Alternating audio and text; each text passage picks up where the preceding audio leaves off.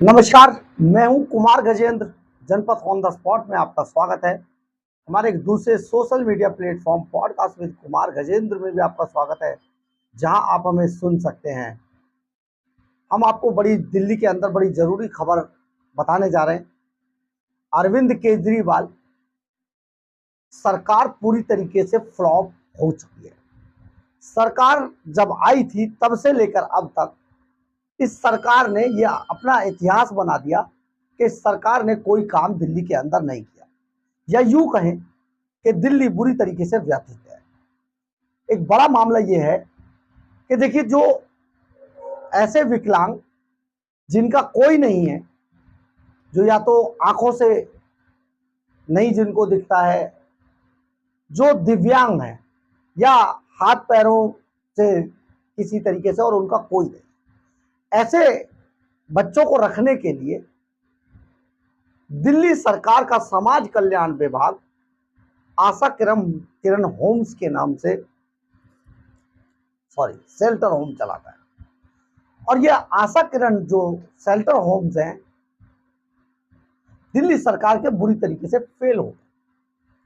Fail इसलिए हो गए हैं कि जो इनके एक मंत्री थे समाज कल्याण विभाग के, राजकुमार आनंद, राजेंद्र नगर से, पटेल नगर से, उन्होंने इस्तीफा दे दिया और अब वो मंत्री नहीं है। और उनकी जगह अभी तक, क्योंकि अरविंद केजरीवाल तिहाड़ जेल में बंद है, इसलिए अभी तक उस पोस्ट पर किसी को अपॉइंट नहीं किया। और उन्होंने जो अपनी व्यथा बताई थी, राजकुमार आनंद ने, उन्होंने भी बताया था कि मुझे इसमें कुछ करने नहीं दिया जा रहा था, मेरे ऊपर बहुत सारी चीजें थी, मैं सिर्फ नाम के लिए मंत्री था, इसलिए मैंने इस्तीफा दिया। यानी कि अरविंद केजरीवाल किसी भी आदमी को कुछ नहीं करने देते, सब कुछ वो अपने हाथ में रखना चाहते हैं। इस वजह से दिल्ली सरकार की पूरी मशीनरी फेल हो चुकी है। ये बात हम इसलिए कह रहे हैं, बीते दिनों रोहिणी स्थित आशा किरण होम्स के अंदर 14 बच्चों की अब तक दर्दनाक मौत हो चुकी है। और ये जो 14 बच्चों की जो मौत हुई है, ये बेहद दर्दनाक है। और ये अचानक 14 बच्चों की मृत्यु हो जाना, जिनका कोई नहीं था, जिनको आशा किरण शेल्टर होम में रखा गया था, वहां पर इस तरीके की मौत के बाद बुरी तरीके से बवाल मच चुका है।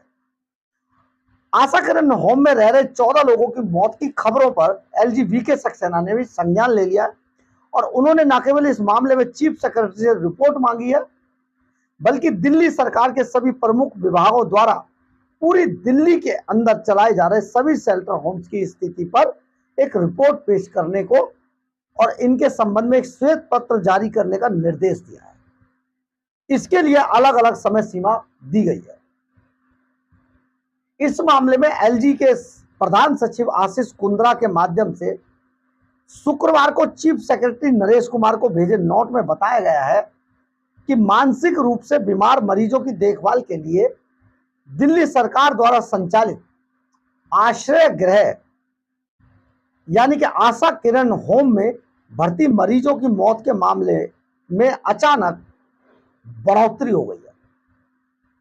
इस संबंध में मीडिया में आई खबरों पर एलजी ने संज्ञान लिया है और दिल्ली सरकार के समाज कल्याण विभाग के सचिव द्वारा इस मामले में एक संक्षिप्त रिपोर्ट प्रस्तुत करने को कहा है। रिपोर्ट को देखकर ऐसा लगता है कि इस साल जनवरी से ही, मतलब 2024 में जनवरी से ही आशा किरण होम में युवा और किशोर सहित 28 दिव्यांग मरीजों ने अब तक जान गंवाई है।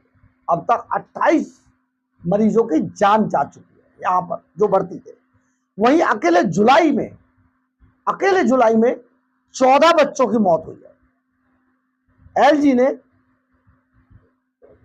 इस मामले को बेहद गंभीरता से लिया है, जो संबंधित अधिकारियों की आपराधिक लापरवाही की ओर इशारा करता है। एलजी को इस बात से निराशा हुई है कि ये सभी युवा इनमेट्स जो गंभीर बौद्धिक विकलांगता से पीड़ित थे, एक बार फिर सुनिए, गंभीर बौद्धिक विकलांगता से पीड़ित थे, उन्हें जाहिर तौर पर खराब चिकित्सा सुविधा, अपर्याप्त पोषण और खराब जल आपूर्ति के कारण अपनी जान गंवानी। यानी अरविंद केजरीवाल जैसा पापी जो ऐसे बच्चों के लिए भी पर्याप्त सुविधाएं मुहैया नहीं करा सकता, जो बौद्धिक रूप से बीमार हैं, जो समझिए जिनकी हेल्थ के साथ साथ मेंटल कंडीशन भी ठीक नहीं है, उन लोगों के लिए अरविंद केजरीवाल ने केवल एक मौत का रास्ता चुन लिया कि ऐसे लोगों को केवल मौत के मुंह में चले जाना चाहिए, या अरविंद केजरीवाल एंड कंपनी ने इन्हें मौत के मुंह में धकेल दिया। एलजी ने कहा कि संवेदनशीलता की यह कमी है और सुपरविजन का अभाव न केवल जिम्मेदार लोगों की अपने कर्तव्यों के प्रति उपेक्षा को दर्शाता है, मतलब जो लोग जिम्मेदार थे, मंत्री हैं, मिनिस्टर हैं, अधिकारी हैं, सरकार के नुमाइंदे हैं, सबकी असंवेदनशीलता इसमें पता चलती है। एलजी ने निर्देश दिया है कि आशा किरण होम समेत दिल्ली सरकार द्वारा चलाए जा रहे सभी शेल्टर होम्स की जांच की जाए, साथ ही संबंधित अधिकारियों की जिम्मेदारी तय करके एक हफ्ते के अंदर रिपोर्ट प्रस्तुत की जाए। एलजी ने आश्रय गृह के प्रशासक के खिलाफ भी तुरंत कार्रवाई करने का निर्देश दिया है। साथ ही चीफ सेक्रेटरी से कहा कि जिन लोगों की मौत हुई है उनके माता पिता अभिभावकों से संपर्क करके उन्हें उचित मुआवजा भी दिलाया जाए। आप ये समझिए कि दिल्ली को एक तरीके से शमशान घाट बना के रख दिया है अरविंद केजरीवाल। शमशान घाट इसलिए हम कह रहे हैं, ये शब्द इसलिए इस्तेमाल कर रहे हैं, कोरोना में हजारों लोग दिल्ली में अरविंद केजरीवाल एंड कंपनी की गलतियों के कारण काल के गाल में अकारण ही समा गए। लेकिन केजरीवाल क्या कर रहे थे? अपना शीश महल बनवा रहे थे, शराब घोटाला कर रहे थे, एक के साथ एक शराब बोतल देने की तैयारी कर रहे थे। इतने बड़े बड़े घोटाले, 45 करोड़ गोवा चुनाव में भेज रहे, 1100 करोड़ रुपए कमा रहे थे, 7 करोड़ रुपए रिश्वत में ले रहे थे सीसीटीवी वाली कंपनी। तिहाड़ जेल के जो सुकेश चंद्रशेखर ठग जैसे लोग थे वहां से वसूली कर रहे थे। आप समझिए, अस्पतालों का बुरा हाल है, स्कूलों का बुरा हाल है, शिक्षा का सत्यानाश है, और ये केजरीवाल केवल और केवल भ्रष्टाचारी है। इसके लोग चट्टे बट्टे, इसके चंपू सारे भ्रष्टाचारी हैं। किस तरीके से आप सोच सकते हैं, जिन शेल्टर होम्स के अंदर सबसे पहले सुविधा पहुंचाई जानी चाहिए थी, जहां पर दिव्यांग लोगों को, बच्चों को रखा गया था, जिनका कोई नहीं था, जो किसी लायक नहीं थे बेचारे, उन बच्चों की अकेले जुलाई महीने में 14 बच्चों की मौत हो जाना और जनवरी से अब तक 28 बच्चों का अकारण मौत के मुंह में समा जाना दर्शाता है कि दिल्ली के अंदर कोई सिस्टम अब बचा नहीं है। केवल एक सिस्टम बचा है दिल्ली के अंदर, अरविंद केजरीवाल का सिस्टम। मोटी मोटी फंडिंग आतंकवादियों से, विदेशों से लेकर केवल भारत सरकार के खिलाफ अभियान चलाना, एक संगठन खड़ा करना इंडी गठबंधन के नाम पर, और बड़े बड़े घोटालों पर बड़े बड़े वकीलों को खड़ा करके अपने आप को जेल से बाहर निकालने की कवायद करना, केवल ये सिस्टम है। इसके अलावा कोई सिस्टम दिल्ली के अंदर आज के समय में काम नहीं कर रहा है।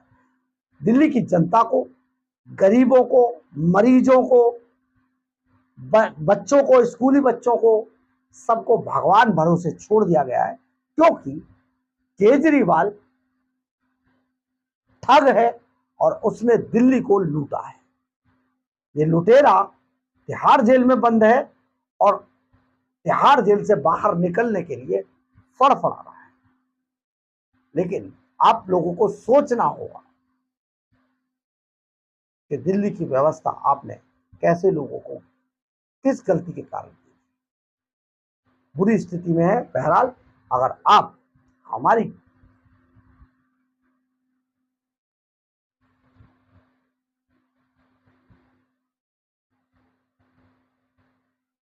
अगर आपको हमारी खबर अच्छी लगती हो तो आप इसे लाइक, सब्सक्राइब और शेयर जरूर करें। कमेंट्स बॉक्स में अपनी राय जरूर लिखें।